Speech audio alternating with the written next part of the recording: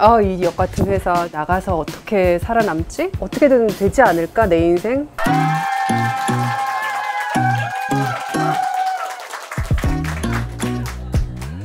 오늘은 여성의 일, 그래서 어떻게 커리어를 꾸려나갈 것인지, 그리고 커리어를 꾸려나가는 과정에서의 그런 고민들이 엄청 많잖아요. 그래서 그런 것들을 좀 함께 좀 이야기해보고 좀 해결책을 찾아보는 그런 시간이 될 것 같습니다. 제가 올해로 사실 20년 차거든요. 일을 시작한 지. 이런 경험들을 한 발 먼저 해본 사람으로서 여러분들에게 들려드릴 수 있는 말이 있을 것 같아요. 6개월 차 신입사원입니다. 졸업을 하고 일을 시작하게 되었는데 저를 보여주기에 부족한 일이라는 생각이 들더라고요. 그러던 중 최근에 해외에서 생활할 기회를 얻게 되었어요. 해외로 갈지 회사를 계속 다닐지 선택의 기로에 놓여 있는데 어떻게 하면 좋을까요?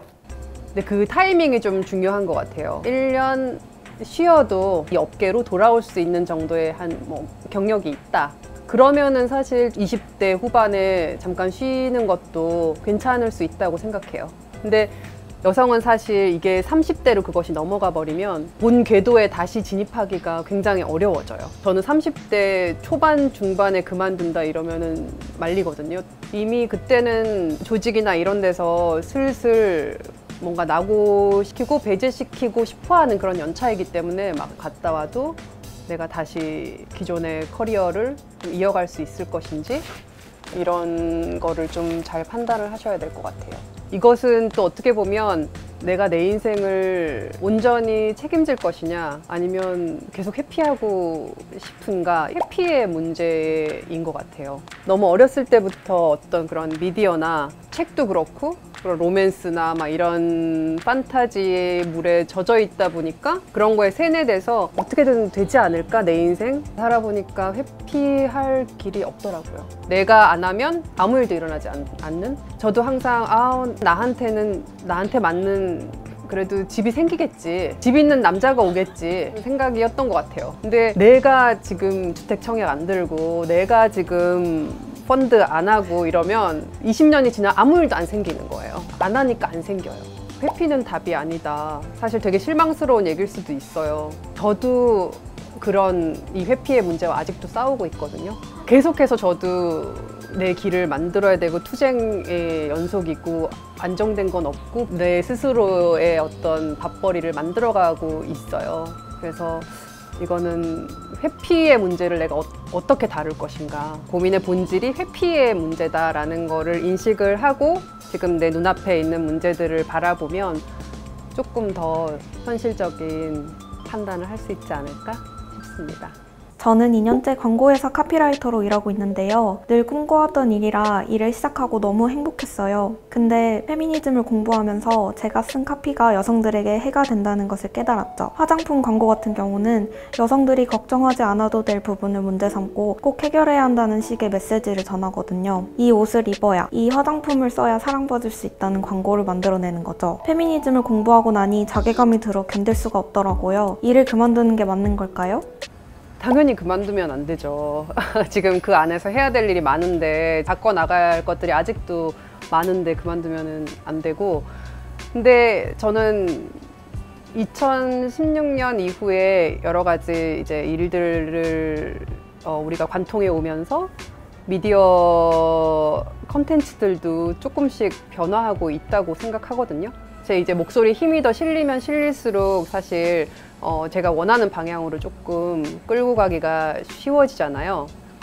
그래서 저는 어떻게든지 제 목소리나 이런 영향력이나 이런 걸 조금 더 키워서 제가 원하는 방향으로 크리에이티브가 갈 수 있도록, 메시지나 이런 것이 갈 수 있고 그럴 수 있도록 계속 저도 노력 중이에요. 그래서 카피라이터님도 본인이 팀장이 되면 사실 더 다양한 시안을 들이밀어서 광고주한테 요즘 막 이런 비주얼 하면은 욕먹는다, 광고 내려진다, 괜히 쓰고서는 내려지면 돈 낭비다, 막 이런 식으로 팀장이 되면은 더 적극적으로 그렇게 푸시할 수 있잖아요. 그런 식으로 내가 좀 더 힘을 키울 때까지는 저는 포기하지 않고 계속 몇 년째 들이밀었었거든요. 한 2016년부터는 계속 지금은 그래서 조금은 수월해진 것 같아요. 브랜드 클라이언트들의 이해도도 조금씩 높아지고 그래서 저는 포기하는 것이 답은 아닌 것 같아요. 밖에 나와서는 그러면 내가 잘하는 것 안 하고 그러면 뭐 하시려고요? 그래서 내가 잘하는 것을 가지고 어떻게든지 변화하는 방향에 힘을 실는 것도 좀 의무인 것 같아요. 팀에 여자 하나가 있느냐 없느냐가 엄청난 또 차이를 만들어내요, 결과물에. 어떻게든지 은밀하게 본인이 옳다고 믿는 것을 녹여낼 수 있도록 좀 투쟁을 해주시기 바랍니다. 부탁합니다. 제가 광고 대행사에서 인턴을 했었어요. 그러다 다른 회사에 입사를 하게 되었는데 이 회사에는 마케팅을 담당하는 사람이 없었고 일을 하다 보니 얼떨결에 팀장이 되어버렸어요. 큰 기업에 들어가서 경험을 쌓고 싶다는 생각이 들더라고요. 연봉이 줄어들고 직급이 낮아져도 일을 배울 수 있는 곳으로 가는 게 맞는 걸까요? 그런 고민을 하는 게 당연하고 만약에 기회가 된다면 좀 큰 곳에 가서 큰 프로젝트를 하면서 좀 그것을 말아먹는 그런 경험을 빨리 해보시라고 권하고 싶습니다. 그래서 사실 실력을 쌓는 거는 거기서 이제 판가름이 나는 거거든요. 뭐 사이즈가 큰 것부터 작은 것까지 많이 다양하게 해보고 하나를 말아먹었다고 해서 뭐 회사가 당장 나가라고 하는 건 아니니까 또 다음 프로젝트가 오면 또 만회할 수도 있는 거고 그렇게 실무를 격파해 나가면서 실력은 쌓이는 거거든요. 저도 사실 굉장히 많은 광고를 말아먹고 실패하고 아 이렇게 하면 안 되는구나. 사람들이 반응이 없네? 근데 내가 생각도 안 했던 거 이런 거에 반응하네 사람들이. 근데 그런 거는 정말 실전해보지 않으면은 가상 뭐 이런 거 한다고 알 수 있는 게 아니잖아요. 많이 어쨌든 실무를 해볼 수 있도록 그런 기회를 갖고서는 다시 이런 더 큰 자리 아니면 더 높은 연봉을 받고서 좀 작은 규모의 회사로 와서 더 주체적으로 주도적으로 뭔가 한다던가 저는 그런 것도 방법인 것 같아요. 모험을 할 땐 하자. 근데 그 타이밍을 잘 보고서 그 타이밍이 왔다고 생각되면 놓치지 말고 모험을 할 때는 하자라는 것도 권하고 싶어요. 3년차 회사원입니다. 대행사에서 근무하고 있는데 이 일을 언제까지 할 수 있을까라는 생각이 들더라고요. 저는 40이 넘어도 계속 이 일을 하고 싶거든요. 그런데 리더급을 보면 여자가 없다 보니 자신이 없어지더라고요. 기술을 배워서 계속 할 수 있는 직업으로 전환을 해야 하나? 이런 생각이 들기도 하고요. 어떻게 하면 좋을까요? 지금 일하고 있는 20대, 30대 미래는 지금과는 조금 다를 수 있지 않을까도 생각해요. 각성과 이런 정보와 이런 의지와 이런 거를 가지고서는 일에 임하는 것과 아무 생각 없이 임하는 것과는 또 차이가 있고 이런 생각을 하는 사람들이 벌써 이 자리에도 이렇게 많고 아마 밖에는 훨씬 더 많은 숫자의 여성들이 이 문제에 대해서 생각을 하고 있고 그러니까 그런 구조적인 문제에 너무 이미 질에 스트레스를 받으면서 에너지를 소진하기보다는 그런 것에 너무 포커스하지 말고 지금은 그냥 내가 하는 일과 내 주변의 관계들, 회사에서의 나의 입지랄지 그런 것들 아니면은 내가 이 회사를 나가서 내 그런 밥그릇을 어떻게 챙길 수 있을까 그것들을 미리 그냥 준비하는 그런 것에 포커스를 더 두면 좋겠어요. 저는 요새 입사하자마자 퇴사를 준비해라 이렇게 얘기하거든요.